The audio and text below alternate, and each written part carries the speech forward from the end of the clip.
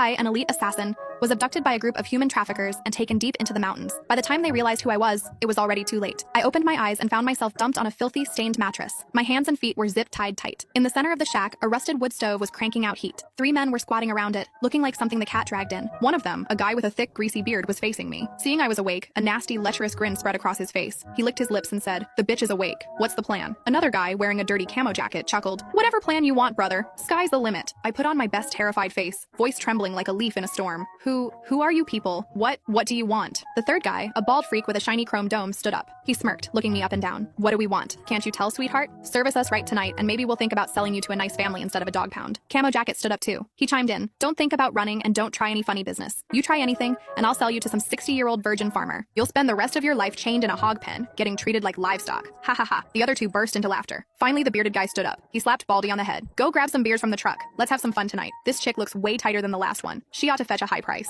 Baldy nodded, grinning like an idiot, and went outside. A minute later, he came back lugging a case of Bud Light. The 3 rednecks grabbed a bottle each and stood over me again, eyeing me like wolves staring at a trapped rabbit, pure, unfiltered greed and lust. They started arguing about who would get to ride me first. I shrank back, pressing my spine against the cold wall, curling into a ball. I gave them a look full of begging and fear, but inside, my mind was running cold calculations. Which one of these trash bags do I keep alive for questioning? And which one dies first? My name is Scarlett. I'm a hit woman, top tier. I started at 16, made a name for myself by 21. This year marks my 10th anniversary in the blood trade. 2 weeks ago, I got a contract. The client is the CEO of a Fortune 500 company. He hired me to go deep into the boonies to rescue his daughter, who he suspected was trafficked into some godforsaken mountain village. I told his middleman, "You got the FBI for kidnapping cases. Why hire an assassin?" The middleman told me that rescuing the daughter was secondary. My primary mission was to find the village, identify every single person involved in trafficking her, everyone who touched her, and then kill every last one of them. Leave no bodies breathing. The CEO's daughter is named Crystal. She went on a road trip with her boyfriend. They had a fight, she stormed off, and vanished. Witnesses said the last time they saw her, she was with a sweet-looking woman in her 50s, getting into a beat-up van. Crystal is a sheltered rich girl, pure and naive. Classic bait for traffickers. She's been missing for 3 weeks. In 3 weeks, a hell of a lot can happen to a pretty girl in the woods. No wonder her dad didn't want the cops. He wanted revenge. He wanted a massacre. And I'm the best in the business at cleaning house. So, I took the job. I came to this dusty town alone, posing as a clueless tourist with a big backpack. On the 7th day, a woman in her 50s approached me, just like clockwork. She found out I was traveling alone and volunteered to take me to a hidden gem of a scenic spot, promising it was perfect for Instagram. I pretended to hesitate, then agreed. We hopped into a sketchy minivan. After an hour, we stopped at some scenic overlook. We walked around, and then she invited me to her place nearby to try her homemade moonshine. This time, I didn't hesitate. I said yes immediately. The moment I stepped into her house, her internal monologue probably matched mine. Gotcha. I drank the moonshine, spiked with enough tranquilizers to drop a horse,